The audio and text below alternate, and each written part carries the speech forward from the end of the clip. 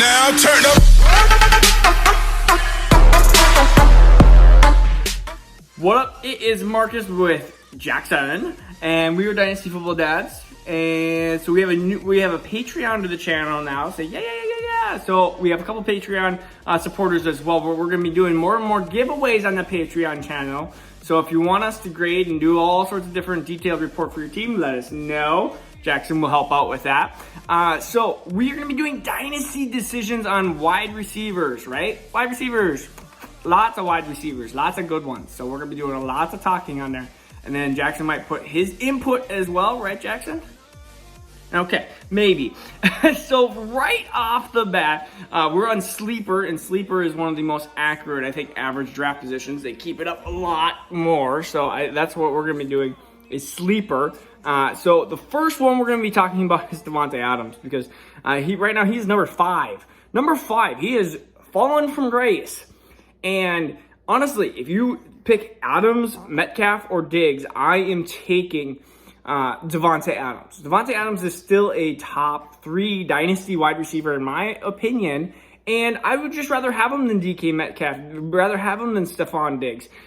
It's close because Stephon Diggs is an amazing wide receiver, had most targets, most receptions last year, but Devonta Adams, even if the worst case scenario is Jordan Love, I still think you're going to have a top 5 wide receiver finish out of Devonta Adams. I think he's that good, he's that talented, and he's not over the moon or anything like that, 28 years old. So like Devonta Adams, top 3 wide receiver, he's being drafted number 5, right?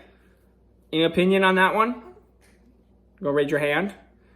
Sometimes he'll get vocal, sometimes he won't. So another one that we're looking at is kind of this like, I can't believe it's happening. But we're going to look at 3 wide receivers in the ADP of 35, 35.5, and 37.3. It is CeeDee Lamb, Calvin Ridley, Jamar Chase. Where are we having those in order of wide receivers? Jamar Chase is easily my 3rd wide receiver out of that bunch. Yeah, do you want to stand? Jamar Chase is easily the wide receiver 3 out of that bunch.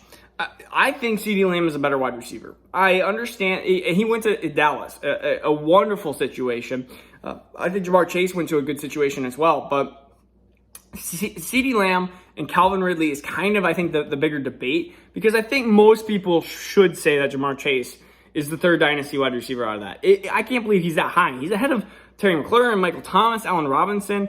Like, those are really shocking things, because I have all of those 3 players ahead of Jamar Chase. But Calvin Ridley, CeeDee Lamb. I have CeeDee Lamb ahead of Calvin Ridley. And I understand Calvin Ridley has all the world potential, but he's 4 years older than CeeDee Lamb. Whoa, you're shaking all over the place.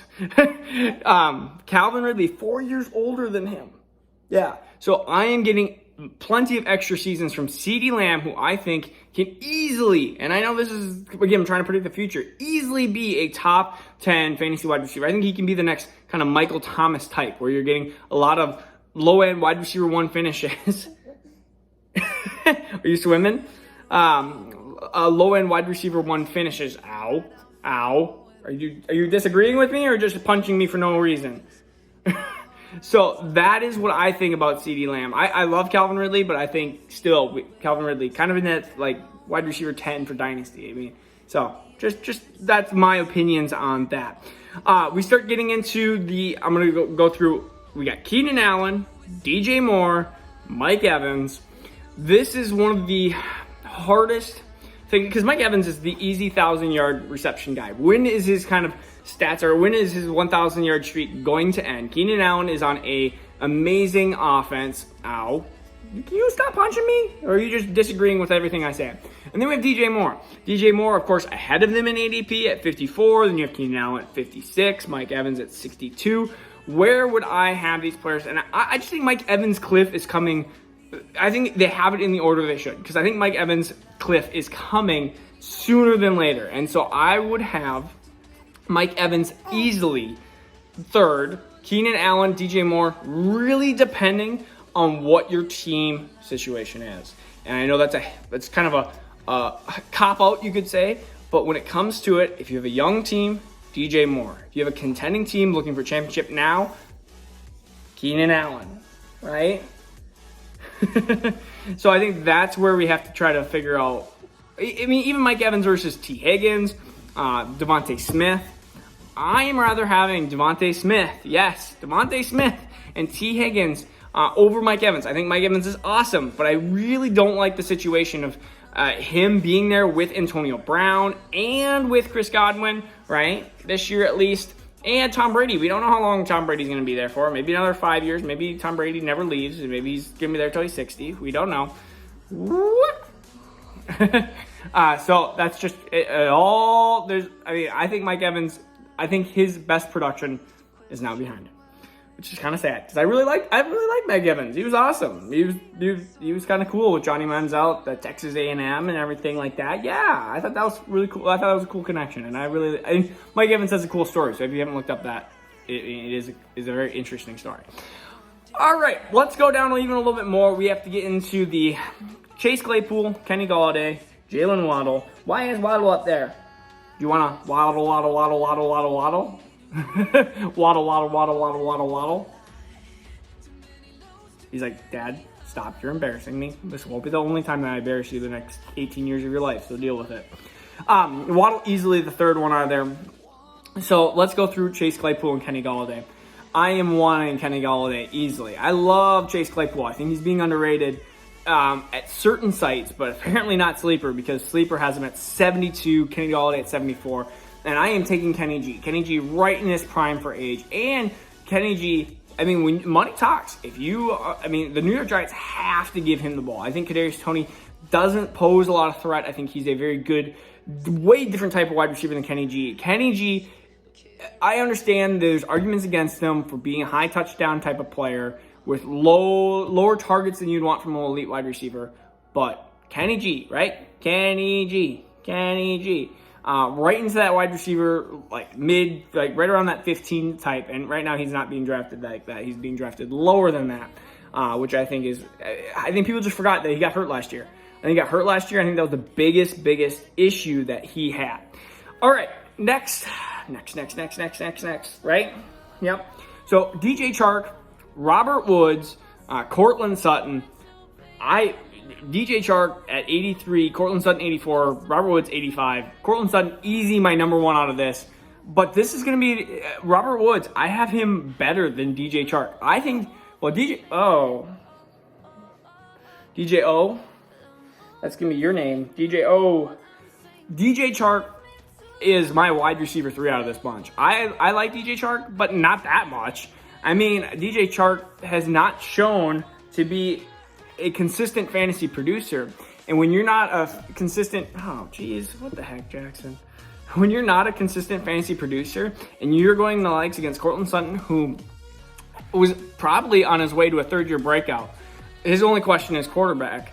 And you have Robert Woods, who is wide receiver 13, probably the next 2 years. I am taking Robert Woods over DJ Chark, and I'm taking Courtland Sutton over DJ Chark as well. They're super close, but I'm taking Courtland Sutton over Robert Woods. All right, we're going to keep going down. And then people are like, why is it? Well, of course he spits up because you're shaking him all over the place. All right, so we get into, I'm going to do the last one. We're going to be going through some of these late rounders. So we got Michael Pittman, Deebo Samuel. You want to do 2 more? We got Curtis Samuel, because why not have all the Samuels? And I wish I could have another Pittman, but we don't have another Pittman. So we're going to go with Elijah Moore. Where do we have these guys? Where do you think we're going to have them? Sometimes you're vocal, sometimes you're not. Not so vocal right now.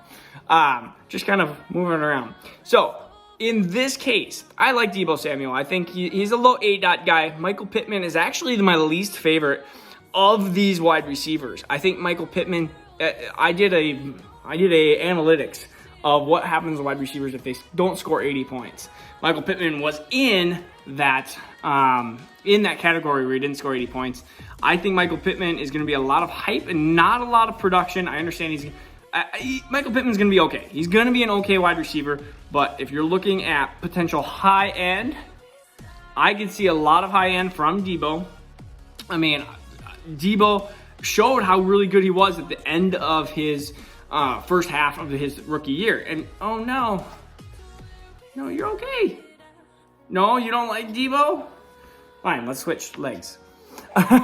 So Deebo Samuel is where I would have. He would still be my number one out of this. Last year was just a mess. Last year was a mess. He was the only wide receiver above 80 to score less than 80 his sophomore year, which is a pretty kind of rare feat. Oh, you're giving me a face like you want to spit up some more. All right, Jackson, you're done with the camera. Oh, he's not mad. Now he's mad. He's like, you kicked me off the camera? I'm pissed. Deebo Samuel 1, Pittman 4. We have Curtis Samuel, Elijah Moore, and I'm just going to take the upside of Elijah Moore being number 2.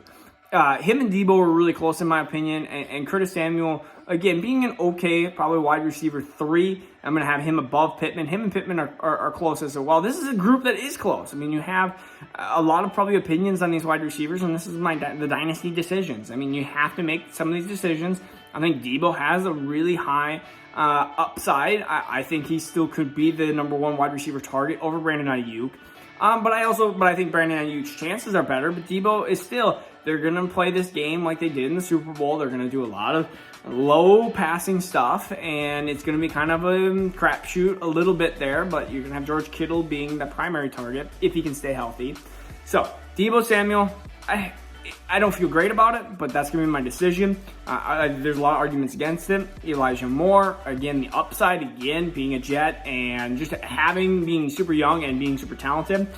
Then Curtis Samuel, Michael Pittman, rounding out number 4. It's not like I don't like Michael Pittman, but it just, you got to put somebody number 4. So again, this is Marcus Dynasty Football Dads. I have Jackson here. Again, we have the Patreon channel, so please think about doing that. Maybe I'm gonna probably add that one little $1 tier here as well, just so you can help support this craziness. All right, this is Marcus Dynasty Football Dads. See you tomorrow. Now turn up.